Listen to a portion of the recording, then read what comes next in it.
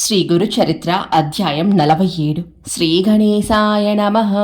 శ్రీ సరస్వత్యై నమః. శ్రీ గురుభ్యో నమః. నామధారకుడు కోరిన ప్రకారం అటుపై కథ సిద్ధయోగి ఇంకా ఇలా చెప్పసాగారు. నీవెంతో అదృష్టవంతుడివి కనుకనే ఈ కథ పట్ల ఇంత శ్రద్ధాసక్తులు కలిగాయి. ఈ కథ వినడం వలన పతితులు కూడా పావనులవుతారు. ఒకప్పుడు దీపావళి పండుగకు ముందు 7 సన్నిహిత భక్తులు స్వామిని దీపావళికి ముందు వచ్చే ధనత్రయోదశి పర్వదినాన తమ తమ ఇండ్లకు భిక్షకు ఆహ్వానించాలని గాన్గాపురం వచ్చారు. ఆ 7 ఆ చుట్టుపక్కలున్న 7 గ్రామాలకు పెద్దలు. వారి ప్రార్థన విని స్వామి, ఒకే సమయంలో మీరందరూ ఆహ్వానిస్తే మేము అదే రోజు అందరి ఇళ్లకు రావడం ఎలా సాధ్యము? అలా అని మీలో ఎవరి కోరికను మేము కాదనలేము. కనుక మీకు మీరే సంప్రదించుకొని ఒక నిశ్చయానికి వచ్చి ఎవరింటికి రమ్మంటే అక్కడికి రాగలము అన్నారు. అప్పుడు ఆ 7 స్వామి తమ ఇంటికి రావాలంటే తమ ఇంటికి రావాలని వాదించుకోసాగారు. వారు ఎంతకు ఒక నిశ్చయానికి రాలేకపోయేసరికి స్వామి నవ్వుతూ, మీరు వాదించుకోవడం ఎందుకు? మీ అందరికీ నాపై విశ్వాసం ఉన్నది కనుక ఆ విషయం మా ఇష్టానికే విడిచిపెట్టండి. ఆ రోజు మాకు తోచిన చోటికి మేమే వస్తాము అన్నారు. అప్పుడు ఆ భక్తులు నమస్కరించి, స్వామి, మా శక్తి సామర్థ్యాలు స్థితిగతులు ఎంచక మా అందరినీ సమానంగా మన్నించండి అన్నారు. కానీ స్వామి వారిలో ఎవరింటికి రాకపోతే వారు నదిలో దూకి ప్రాణాలు విడుస్తామని శపథం చేశారు. వారిలో పేదవారు, అయ్యా, మేము పేదవాళ్లమని మమ్ము ఉపేక్షించవద్దు. అలనాడు శ్రీకృష్ణుడి రారాజైన దుర్యోధనుడు ఆహ్వానించిన అతని పదవి నెంచక తమనే నమ్ముకున్న నిరుపేద అయిన విదురుని ఇంటికి ఆ భగవంతుడు అతిథిగా వెళ్ళాడు కదా. అలానే మీరు కూడా మా ప్రార్థనను త్రోసిపుచ్చవద్దు అని ఎవరికి వారే వేడుకొన్నారు. అప్పుడు స్వామి, మీరు మీ ఇళ్లకెళ్ళండి, ఆనాడు మాకై మేమే రాగలం, సందేహించవద్దు అని వాగ్దానం చేశారు.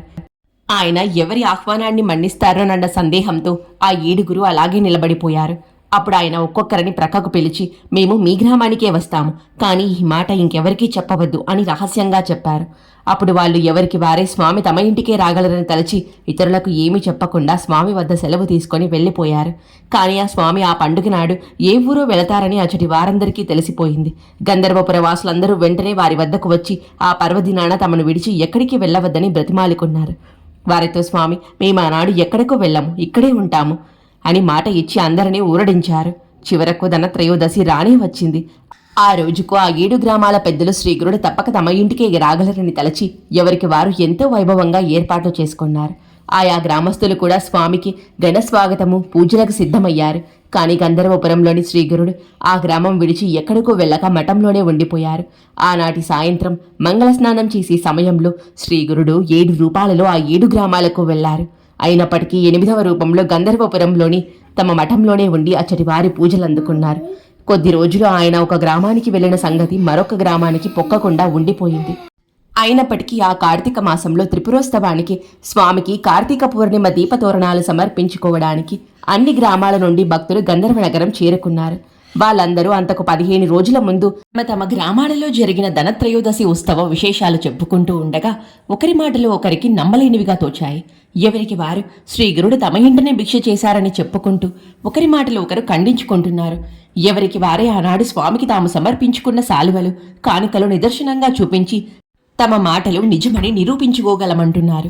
అదంతా వింటున్న గంధర్వపురవాసులు నవ్వి, మీ అందరికీ పిచ్చి పట్టిందా ఏమి? దీపావళి నాడు స్వామి ఎక్కడికో వెళ్ళనే లేదు, స్వామిని మేమే కదా ఇక్కడ ప్రత్యక్షంగా పూజించుకున్నాము అని మందలించారు. అప్పుడు స్వామి, మీరు వాదులాడుకోవద్దు, మీలో ఎవ్వరూ అబద్ధం చెప్పడం లేదు, మేము అంతటా ఉన్నాము కదా అన్నారు. స్వామి ఆనాడు అన్ని రూపాలు ధరించి అందరి పూజలు అందుకున్నారన్న రహస్యం బయటపడింది. అందరూ ఆశ్చర్యచకితులై అటువంటి లీల తామెన్నడూ కని విని ఎరగమని చెప్పి స్వామిని స్తుతించుకున్నారు. ఎంతటి కవులకు వర్ణించ సాధ్యం కాని ఆ లీల త్రిమూర్తి రూపమైన అవతార పురుషునికి మాత్రమే సాధ్యమని కీర్తించుకున్నారు. కనుక నామధారక, శ్రీ గురుస్మరణకు మించిన జ్ఞానమేమున్నది? శ్రీగురుడే త్రిమూర్తి స్వరూపము, ఆయనకు మించిన దైవమే లేడు. ఈ సంసార సాగరాన్ని దాటడానికి శ్రీగురు పాదసేవకు మించిన నావయే లేదు. గురుకథామృతాన్ని మించిన అమృతమే లేదయ్యా అన్నారు సిద్ధయోగి. శ్రీ దత్తాయ గురువే నమః. శ్రీ శ్రీపాద శ్రీ వల్లభాయ నమః. శ్రీ నృసింహ సరస్వత్యై నమః.